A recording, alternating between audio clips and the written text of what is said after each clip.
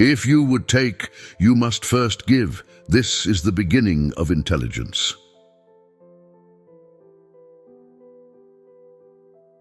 Care about people's approval, and you will be their prisoner. He who knows does not speak. He who speaks does not know. By letting it go, it all gets done. The world is won by those who let it go. But when you try and try, the world is beyond the winning. Silence is a source of great strength. The mark of a moderate man is freedom from his own ideas. The more you use it, the more it produces. The more you talk of it, the less you understand. When I am anxious, it is because I'm living in the future. When I'm depressed, it is because I'm living in the past. He who knows that enough is enough will always have enough. Wise men don't need to prove their point. Men who need to prove their point aren't wise. The master has no possessions. The more he does for others, the happier he is. The more he gives to others, the wealthier he is. The Tao nourishes by not forcing, by not dominating. The master leads. When you are content to be simply yourself and don't compare or compete, everybody will respect you. Life is a series of natural and spontaneous changes.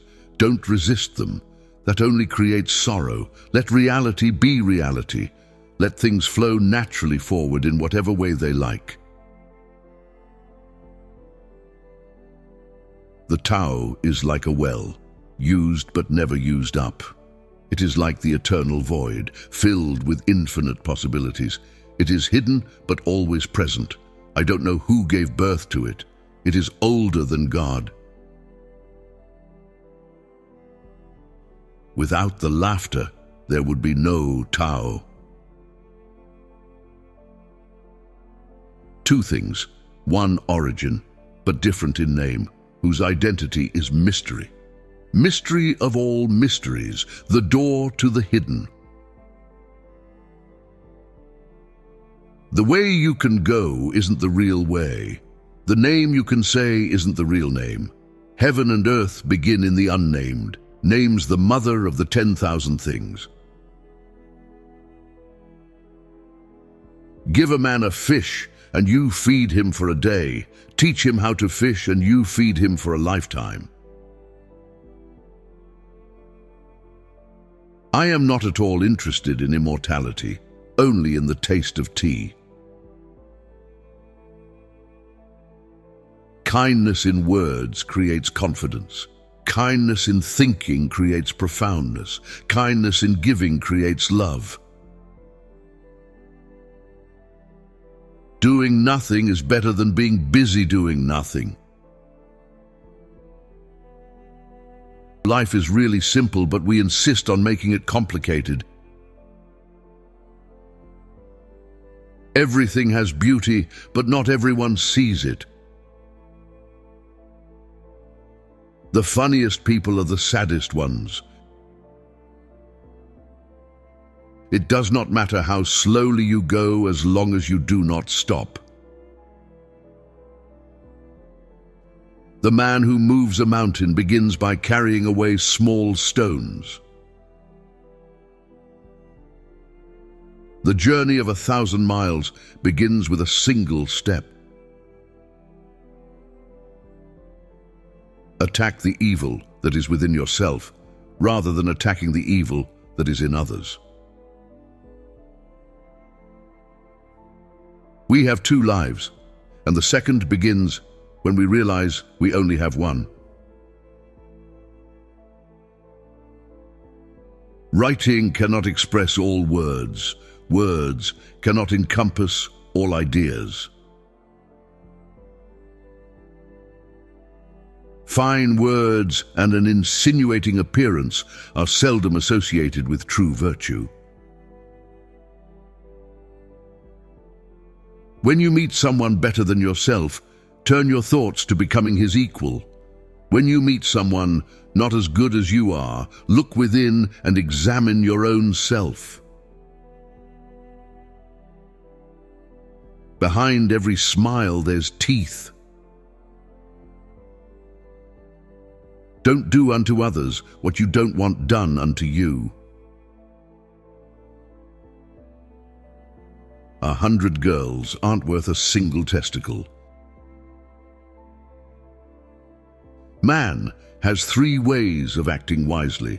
First, on meditation, that is the noblest. Secondly, on imitation, that is the easiest. Thirdly, on experience, that is the bitterest. Study the past if you would define the future. When you see a good person, think of becoming like her, him.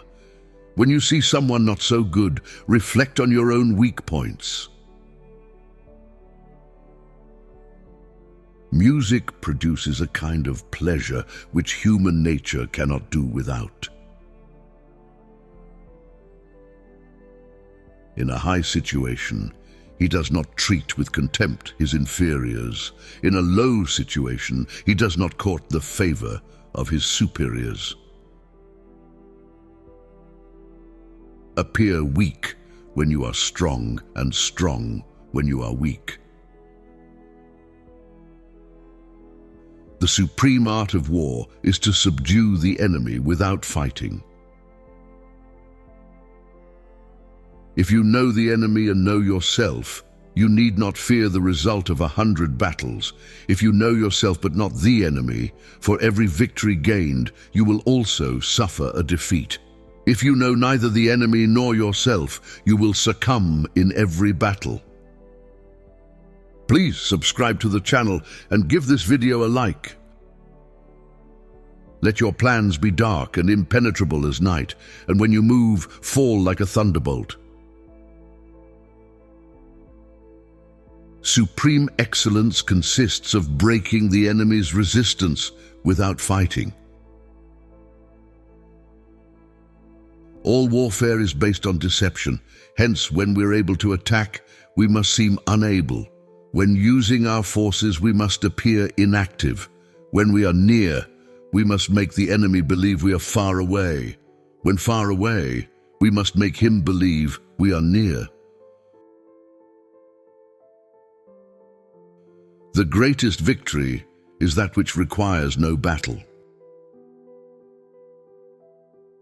If your enemy is secure at all points, be prepared for him. If he is in superior strength, evade him. If your opponent is temperamental, seek to irritate him. Pretend to be weak, that he may grow arrogant. If he is taking his ease, give him no rest. If his forces are united, separate them. If sovereign and subject are in accord, put division between them. Attack him where he is unprepared, appear where you are not expected. Engage people with what they expect. It is what they are able to discern, and confirms their projections. It settles them into predictable patterns of response, occupying their minds while you wait for the extraordinary moment, that which they cannot anticipate. There is no instance of a nation benefiting from prolonged warfare. Treat your men as you would your own beloved sons, and they will follow you into the deepest valley. Even the finest sword plunged into salt water will eventually rust. Move swift as the wind and closely formed as the wood. Attack like the fire and be still as the mountain. When you surround an army, leave an outlet free. Do not press a desperate foe too hard. Opportunities multiply as they are seized. To win 100 victories in 100 battles is not the acme of skill.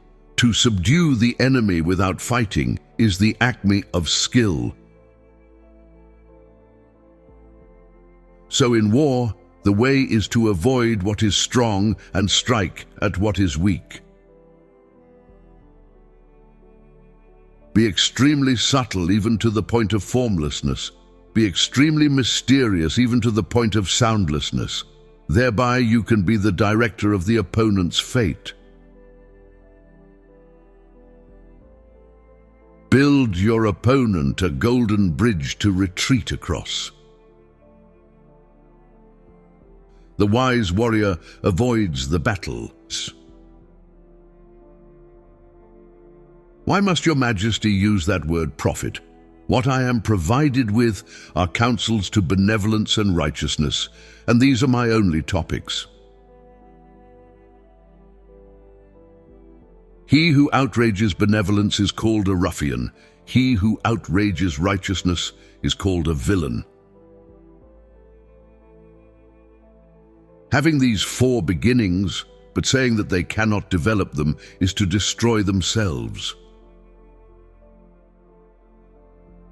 They who accord with heaven are preserved, and they who rebel against heaven perish.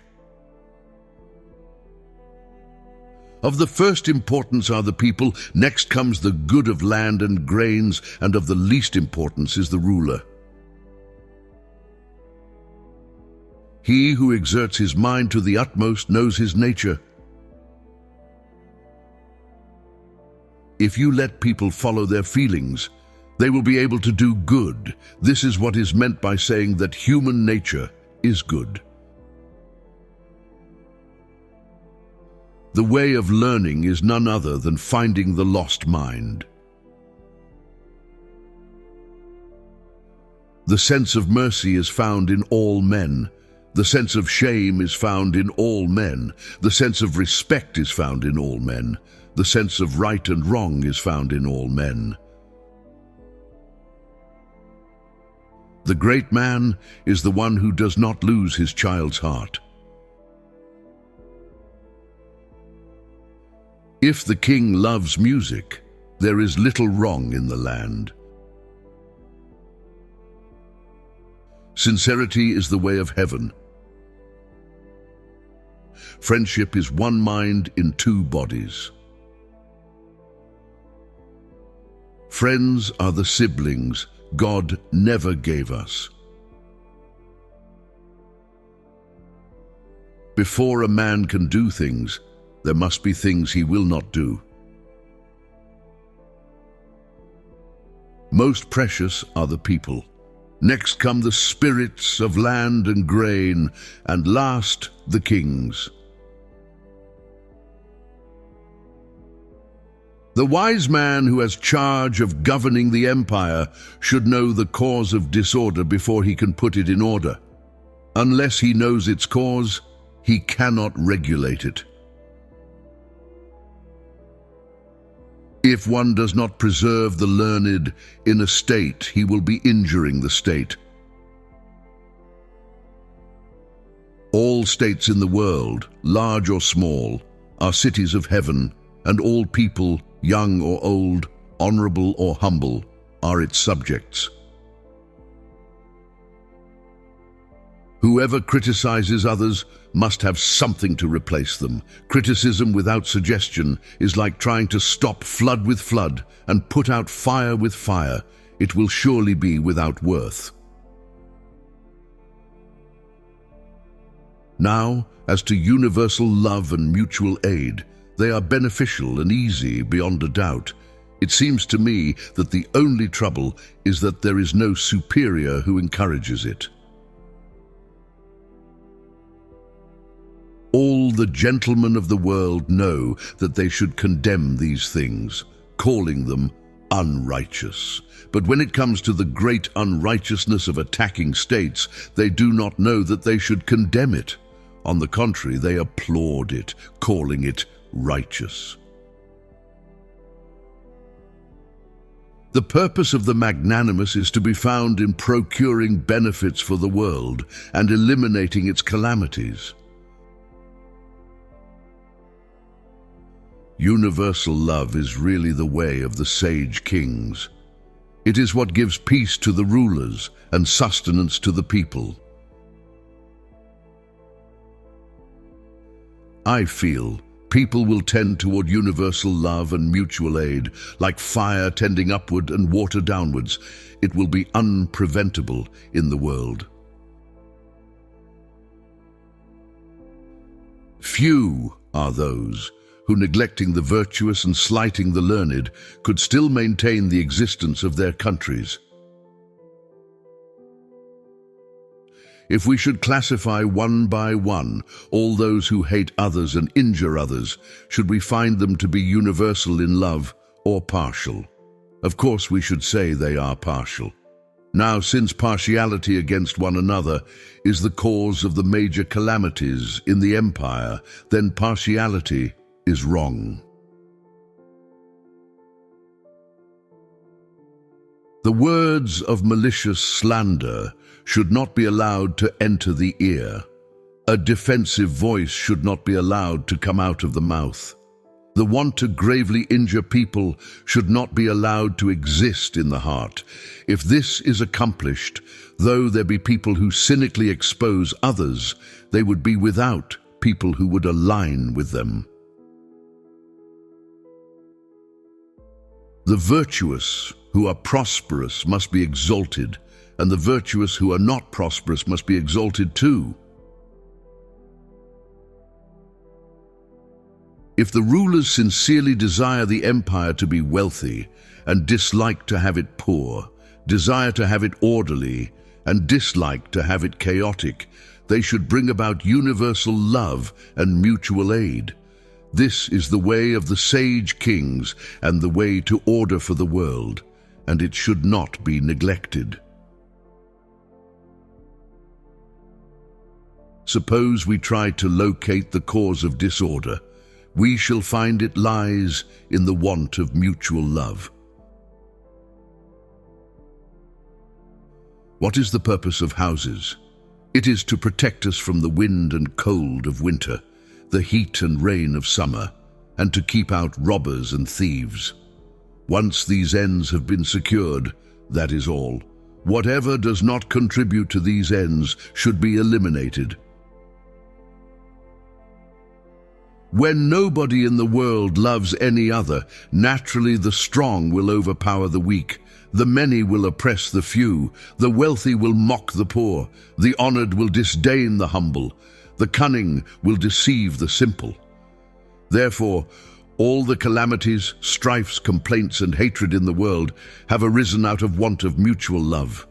Therefore, the benevolent disapproved of this want. To accomplish anything whatsoever, one must have standards. None have yet accomplished anything without them.